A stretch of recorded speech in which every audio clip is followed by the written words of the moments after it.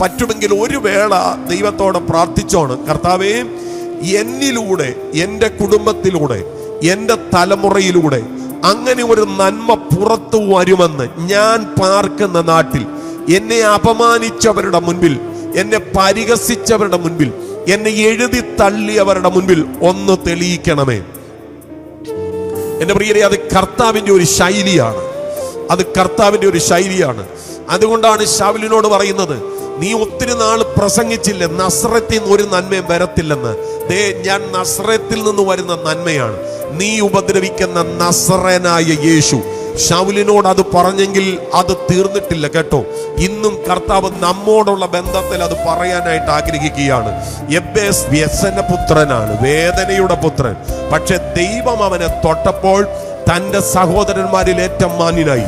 അതേ ക്രമത്തിൽ ഞാൻ പറയാം, കർത്താവിൻ്റെ കരം നിന്റെ മേലൊന്ന് വീണാൽ, കർത്താവിൻ്റെ ആ നോട്ടം നിന്റെ മേലൊന്ന് വീണാൽ, കർത്താവിൻ്റെ ആ ദൃഷ്ടി നിന്റെ മേലൊന്ന് വീണാൽ, യബ്ബേസ് മാറിയതുപോലെ നീ മാറും.